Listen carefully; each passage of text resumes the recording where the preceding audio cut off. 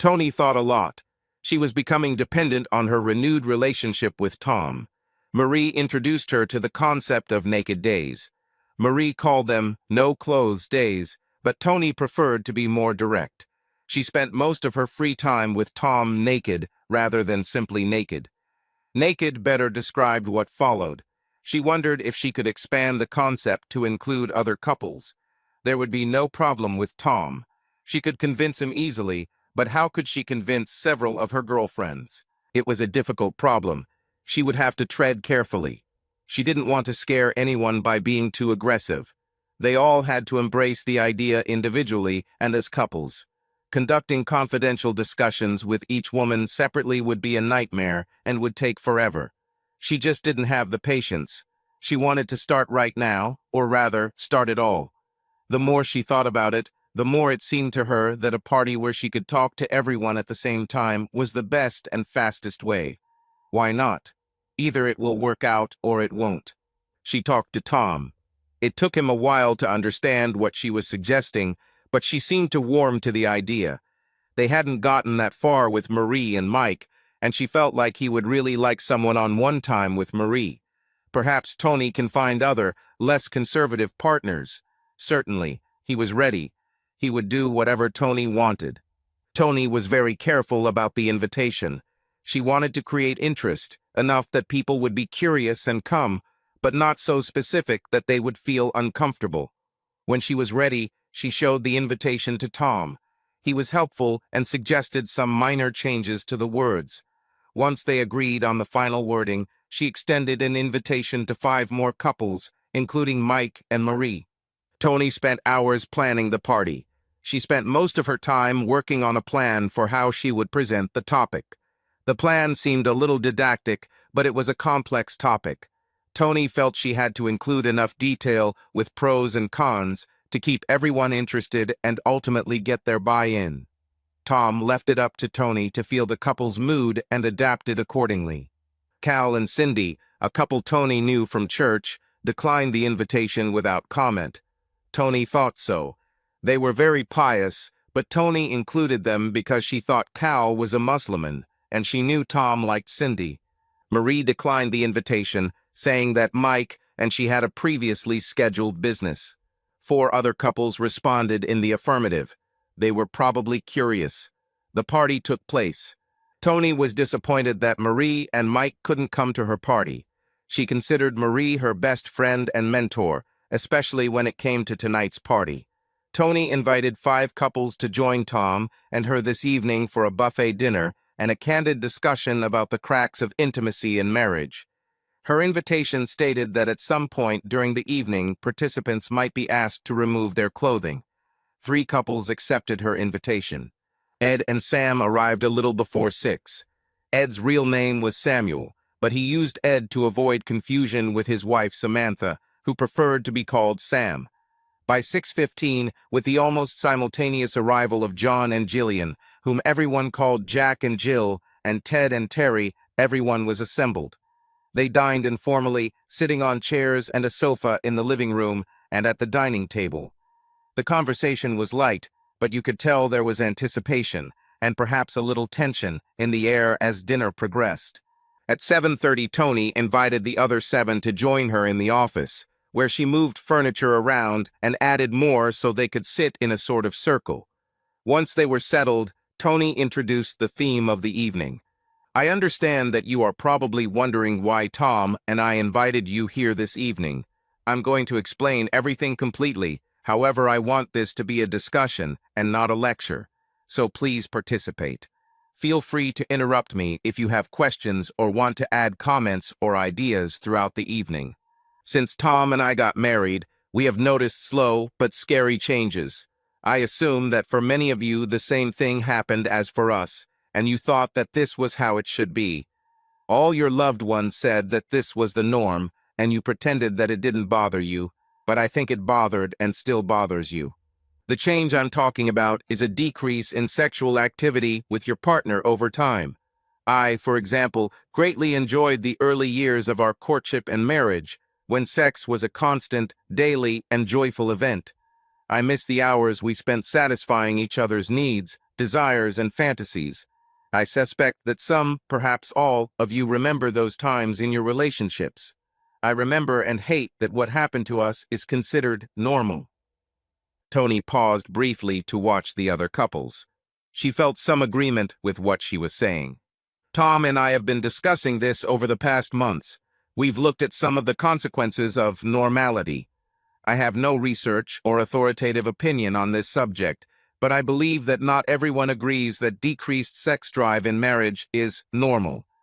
I think that if both partners do not accept normality, then one of them tends to seek sexual satisfaction in other ways, including the other partner. I also believe that some may begin to resent the inaction associated with normality and react in antisocial ways, including psychological and even physical violence. I suspect that acceptance of normality is the underlying cause of many divorces. I, for one, don't want my relationship with Tom to end this way or end at all. I believe the problem is real and solutions are possible, but I would like to hear your thoughts. After a short pause, when Tony stopped talking, Jill spoke first. Jack and I are not married, but we have been together for over 20 years and have been faithful to each other all this time. I agree with Tony. I noticed a similar decline in our loving interactions. At the risk of giving away too much, we rarely have sex except on the weekends, usually Saturday nights. We have special occasions, but otherwise the sex is quite rare and predictable, as Tony described. I don't know why this happened other than we became comfortable and complacent, but I would go back to the early days of our relationship in a second. Jack nodded in agreement as Jill spoke. When she finished, he leaned down and kissed her quickly. Ted spoke next. Terry and I have been married for 27 years. We experienced the same thing. I think it started when we had boys. The workload and responsibility left little room for much else, and sex was one of those things that was put on the back burner, along with late dinners, theater, and sports. Most of it came back when the boys left home, except for the sex. Sitting here, I'm reminded of how often I think about sex without actually doing anything about it. Maybe I'm waiting for Terry to make the first move. I don't know.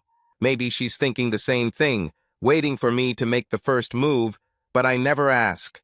I've been taught all my life that women deserve special treatment, and I didn't want to push sex unless I was sure she was already thinking about it. Terry confirmed Ted's thoughts. I agree with Ted.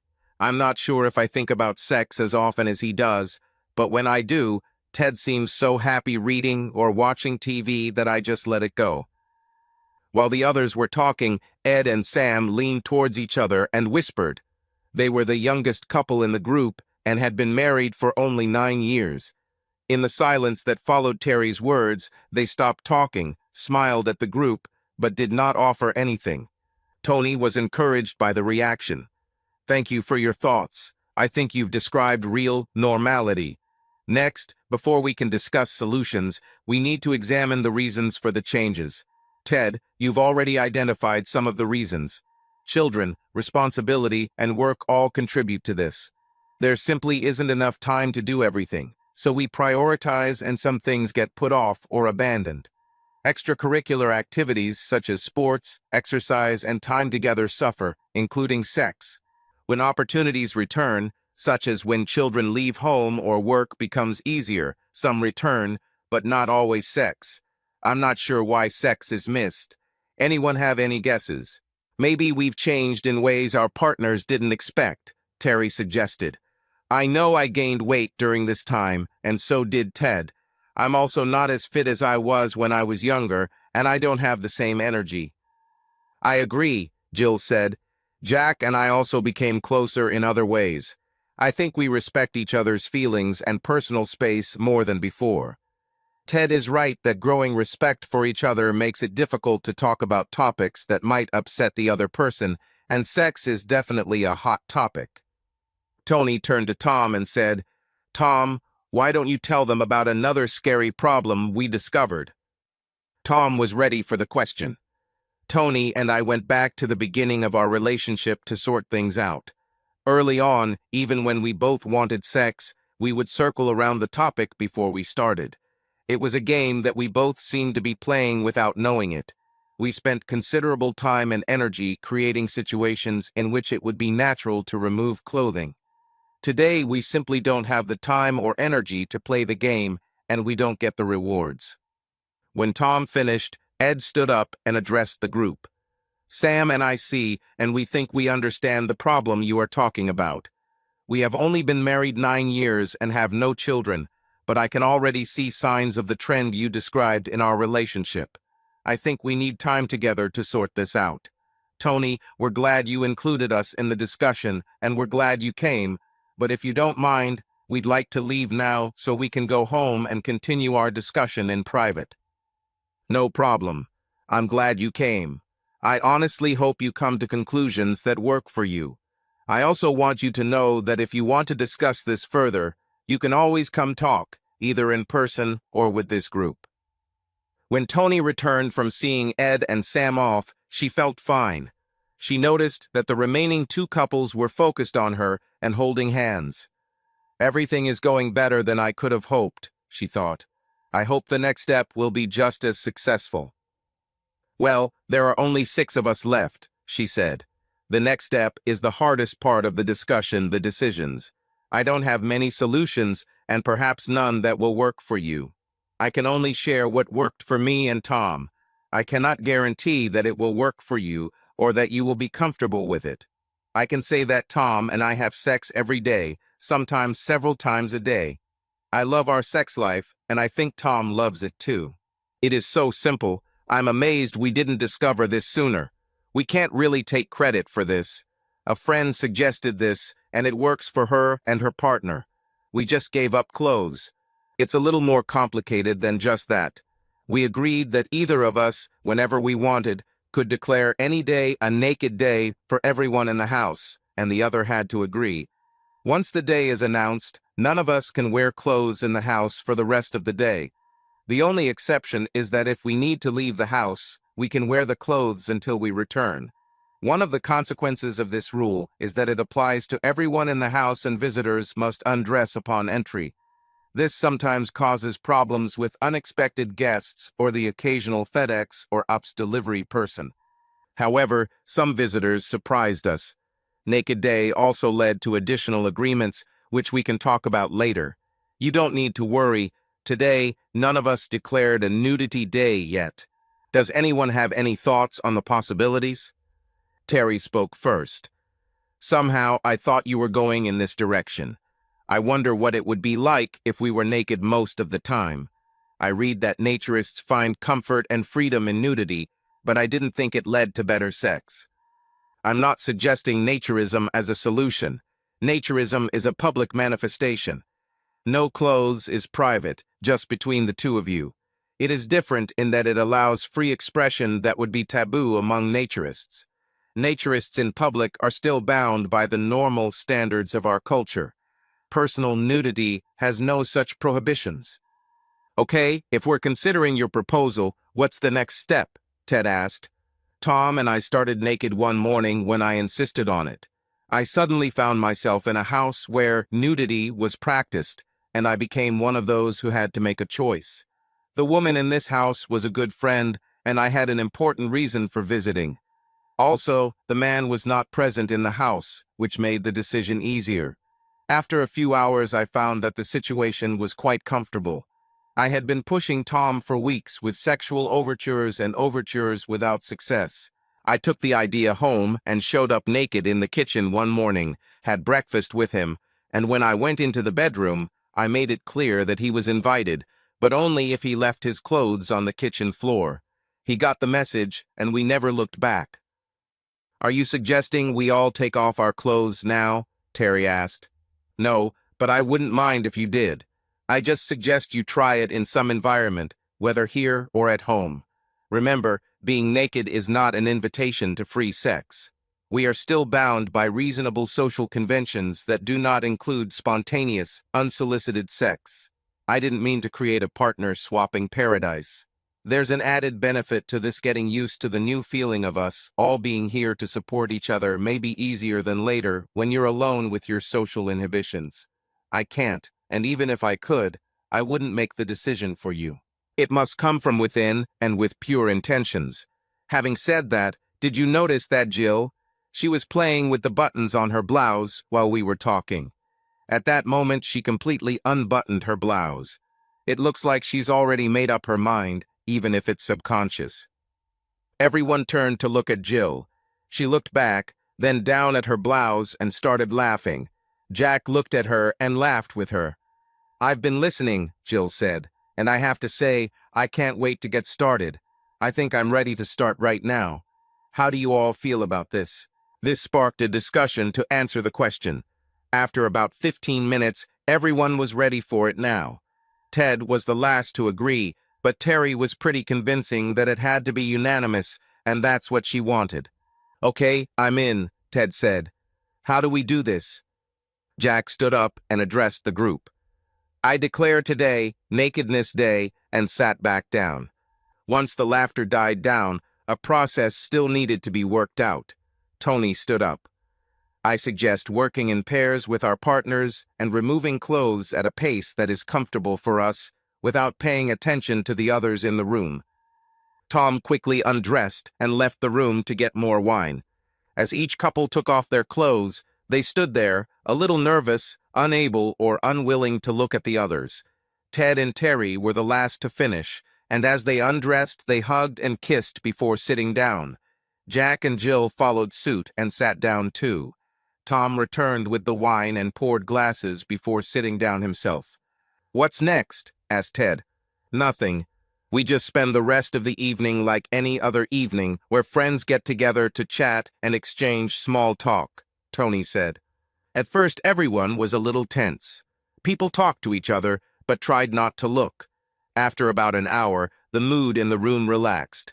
People communicated as if nothing had changed. All 6 of them stood, walked around the room, and generally communicate freely.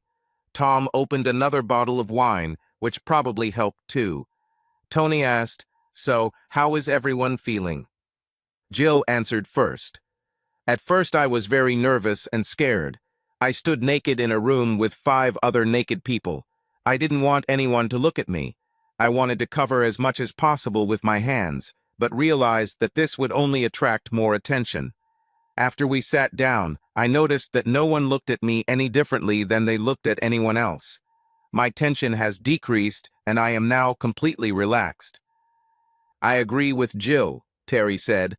"Sitting here with everyone seems to be the new normal. I'm not sure how I got here, but here I am." In the subsequent conversation, everyone agreed that they felt more comfortable than they expected. Eventually, someone asked, "So, is there anything else?" Tony took the floor. "Perhaps, but I think we need time to get used to the new sensations and let things develop between each couple. Everyone needs to go home and let things develop naturally. If everyone agrees, we can meet here again in 2 weeks and share our impressions." Everyone readily agreed, and soon the party ended. People gathered their clothes and got dressed, although both Jill and Terry carried their underwear as they walked out. Afterwards, Tony was delighted to talk to Tom. "Everything went much better than I could have hoped. In 2 weeks, we'll be touching each other, and soon we'll be having a real party." "What kind of party are you planning?" asked Tom. "The one we were talking about. We will expand our sexual activities to include other people." "You mean you'll have sex with other men?" "Yes, and you will have sex with other women. I can't wait to experience sex with 2 men at the same time." "Is it true?" "Yes, and I'd love to see you have sex with 2 or more women at the same time." "I don't know." "Come on. You'll love it. It will be better than ever. Let's go to the bedroom quickly." On Monday, Tony received a call from Sam. "Tony, Ed and I left on Saturday night because I was extremely nervous about where the band was going. I spoke on the phone with both Jill and Terry, and I was right about the direction, but wrong about the goal. Ed and I agreed on Naked Sunday, and I can't believe how much it changed our lives in one day. Jill and Terry are very excited about the next party in 2 weeks, and if you don't mind, Ed and I would like to attend." "Wait, Sam. Of course, you and Ed will participate. We plan to discuss the changes we've experienced with naked days, so you'll need to be prepared for that, and everyone will expect you to be naked in the group too. I can handle it. Great. I'll send you an invitation when I send it to the others. See you in 2 weeks. This phone call only strengthened Tony's resolve to have a party where everyone was each other's partner. The following week, Tony sent the other 3 couples an invitation to a dinner buffet and further discussion the following Saturday. She reminded everyone that house rules will be in effect upon their arrival. On Saturday, Tony greeted each couple at the door as they arrived. Most knew about the house rules, but were not prepared to meet a naked hostess. However, her nudity made it so that couples undressed immediately upon entering. Once they were suitably undressed, Tony directed them to the living room, where a naked Tom was serving drinks. After dinner, everyone gathered in the office, where Tony added another pair of chairs for Ed and Sam. When everyone was seated, she started talking. "Thank you everyone for coming again tonight. The last time we met, we agreed to experiment with naked days, and then get together again to share our experiences. Who wants to start?" Jack spoke first. "Before we continue our conversation, I would like to go back to 2 weeks ago. I must admit that I was a little disappointed that evening. I was interested in the concept of naked days and was a bit voyeuristic, wanting to see women without clothes. After we left, I spent some time processing my impressions. I've already shared my thoughts with Jill, and she suggested that I share them with you all. At first, I looked carefully at the women, trying not to be too obvious, but I quickly lost the desire to peek. At some point, I realized that the fantasy of seeing women naked was stronger when they were dressed, and when they were so casually naked, they no longer evoked the same feelings. For example, a woman in a swimsuit attracts my attention because I can fantasize about things I can't see. While I'm still attracted to a fully naked woman, it doesn't evoke the same, sometimes physical, response. I can't explain it except to say that for me the possibilities are more interesting than the realities. Ted echoed Ed's words. Agree. When I sat here naked 2 weeks ago, I initially wanted to, and did, look at women's bodies, but I quickly satisfied my curiosity and found myself actually listening to what was being said rather than enjoying the view. Jill spoke too. Thank you for saying that.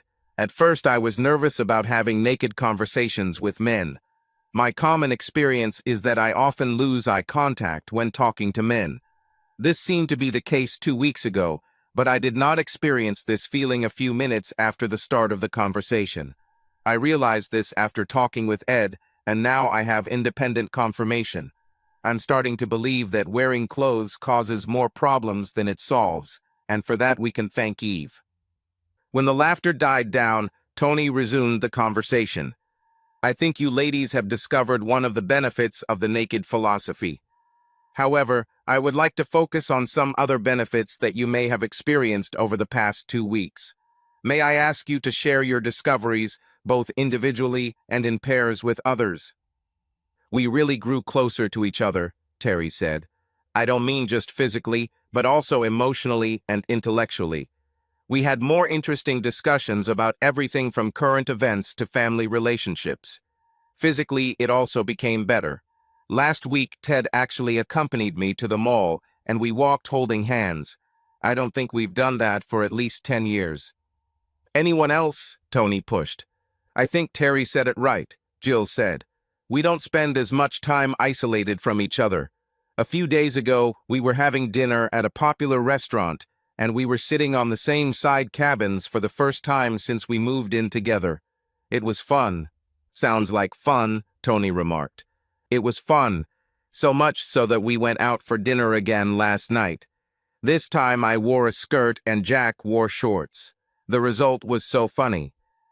Wow, Sam interrupted. We left early last week because I sensed where the conversation was going and couldn't wait to get home. We took off our clothes as soon as we closed the front door and had sex. Ed nodded in agreement and then said, We've gone a little further than declaring naked days. We decided that we would be naked whenever we were alone at home. I have to go to work during the week, and I envy Sam, who can spend her day so casually. I'm looking forward to coming home later. Does anyone notice a common element in all these stories? Asked Tony. I'm not sure I can answer your question, Jack said, but Jill and I are much closer than before. That's exactly what I'm talking about. Touching. Tom and I experienced the same thing. And what? Asked Jack. We have found that touch is the most interesting thing about changes in our relationships. We decided we needed to get this under control so we don't get into trouble. How did you do that? We set a couple of rules. First, we agreed that we could touch each other anywhere, anytime, anywhere, but we also agreed to use common sense and prudence. We quickly realized that we might not always be on the same page about what common sense and prudence mean in the current environment, so we also created a safe word. This word, when spoken by either of us, pauses all touching until we agree to continue. This agreement has allowed us to play with each other in very unexpected places. The experience is no different from what Jack and Jill experienced. Can I ask you a couple of questions? What is your safe word, and do you have a touching rule in the house similar to the nudity rule? Sam asked. Let me answer the last question first. No, touching is an agreement between just the two of us. Unlike the nudity rule, this should not be imposed. It always works, in the house or outside the house. It does not apply to other people in the house. I think it would be possible to establish such an agreement between us and another person, but we have never thought of something like this. As for our safe word, I'm not going to share it. I suggest you find your safe word. Something common enough that when you need to use it, you won't draw attention to yourself because it seems out of place, but not so common that you'll use it accidentally. For example, green octopus might not be a good choice, and neither would baseball. What should we do next? Sam asked a little nervously. I don't think we should spend the rest of the evening touching each other in front of everyone in the room. I think we should call it a night and explore the possibilities as a couple. Next time we get together, we can share our experiences, at least the ones we want. With these words, the couples exchanged friendly hugs and kisses and got dressed. Tony noticed that the women were wearing their underwear again, and some of the men were too. After everyone had left, Tom and Tony sat in the living room with glasses of wine. Where is this all going? Asked Tom. Next time we get together, I think we can extend the touch to the whole group. I don't like it. Honestly, I don't like everything that happened and where it might lead. I thought we agreed on the end goal. No, you've agreed. I just walked along. I didn't want to create tension between us. I thought that you wouldn't go as far as you did and give up everything, or you would come to your senses and retreat. Now I see that neither will happen, and I must speak out. I don't think we should have another group meeting. But you want to spice up our sex life with other women? No. For me, you are all the woman I need. I don't want another woman in my bed, and I absolutely don't want another man in your bed. Well, I want to, and you should too. I'm not going to go any further. If you have another meeting, you will do it alone. I won't be involved in this anymore. I can't believe you'd sabotage me when we're so close. Call it what you want. I just think it's common sense. Continuing to progress may result in 1 or 2 nights of partner swapping, but in the long run, this will lead to jealousy, resentment, and possibly divorce. You and I will probably be the first. You are threatening me. No, I'm trying to make you see reality. I should have spoken up sooner, but I didn't want to risk what we had. I realize I'm risking a lot by talking about this, but I believe we can get through this. If I remain silent and continue to be led, I believe we will cause fatal damage to our relationship. I can't talk about it now. I am going to sleep. I'd rather you didn't join me. With these words, Tony left the room in tears. Tom cleaned the house and went to the guest bedroom. The next morning, Tom left the house before Tony woke up. When she got up late in the morning, she couldn't find Tom and had no idea where he had gone. She spent most of the morning crying. She didn't know what to do. She put all her energy into a great sexual adventure, and had nothing left to cope with the fact that her dream was crushed. She couldn't understand why Tom objected. What she planned was a natural progression of their sexual journey. How could Tom disagree? She had never felt so alone and abandoned. By lunchtime, she was desperate and searching for answers. She dug through her address book and found a phone number she hadn't called in months. She sat on her bed with her address book and phone for over an hour before she found the courage to dial the number. Marie answered on the second ring. "Hello?" All Marie heard were muffled sobs. "Hello? Marie? Tony, is that you? What happened?" "Marie, I need help. Tom and I had a fight last night, and I can't find him anywhere today. I don't know where he is. I don't know what he's going to do. I do not know what to do. I do not know anything. I've created such a mess that I don't think I can recover. I need to talk to someone, and you are my best choice. We haven't spoken in months, and I miss you. Maybe if I had kept in touch, I wouldn't be in this mess. Can you help? Will you help? Please, talk to me." "Calm down, Tony. Of course I'll talk to you. Today, or can it wait until lunch later this week?" "Now, if you can." "Can. Do you want me to come to you?" "No. I don't know if Tom will come home, and I don't want him to interrupt us. Can we meet somewhere where we can talk freely? This excludes restaurants and bars. How about the park on Locust Avenue? We can go for a walk, get some fresh air, and you can tell everything." "This will do. I can be there by 2 o'clock. "Agreed. See you in an hour." When Marie arrived at the park, she found Tony sitting alone on a bench near the entrance. Her head was bowed and her hands were folded in her lap. She was wearing an old hoodie, worn jeans, and old sneakers. Her hair was partially combed and she was not wearing makeup. Marie walked over to the bench and sat quietly next to Tony. They sat there without saying a word for several minutes. Finally, Tony took Marie's hand. "Thank you for coming." Marie stood up and slowly pulled Tony to his feet. "Let's take a walk, and you can start when you're ready." They walked together, choosing less crowded paths through the park. After a few minutes, Tony began to speak in a low voice. As soon as she started talking, she told Marie everything. She detailed how she and Tom got along great, how she wanted more, at least she did. Now she wasn't sure about Tom. She told Marie about her desire to have a wider sexual audience and her plan to achieve this. She described in detail the party that Marie and Mike did not attend. She told Marie about the subsequent parties and how happy she was that everyone was on the same page. She told Marie about the argument with Tom the night before and how she was crushed that he was killing her dream. She told Marie how she had gone to bed, upset and angry, and how she had told Tom to sleep in the other room. She told Marie how she woke up in the morning and couldn't find Tom. She told Marie how her resentment and anger turned to fear. "What did I do wrong? Why did Tom betray me like that?" Throughout the story, Marie walked next to Tony and listened. Tony finished as they passed a secluded bench and Marie took Tony's hand and motioned for them to sit. "Do you really want to hear my thoughts on what you said?" "Yes. It will be unpleasant. It might even hurt. Can you handle this?" "I think yes. I need to hear something. Anything to change my mood. You are the best person I can think of, even if what you say makes me angry." "Fine. Tony, what you told me is so wrong in so many ways that I don't even know where to begin. First of all, you somehow misunderstood the purpose of clothing-free days. This could also be my fault. It's true that when Mike and I started practicing naked days, improved sex was one of the first discoveries we made.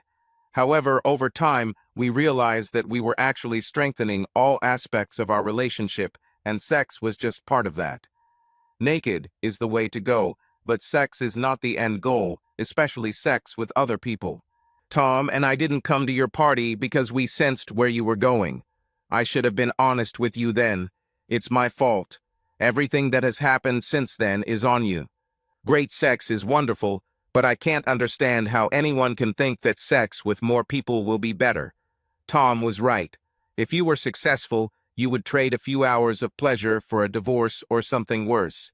Even worse, you'd be responsible for ruining the relationships of at least 3 other couples. I think you already know it, even if you don't want to admit it.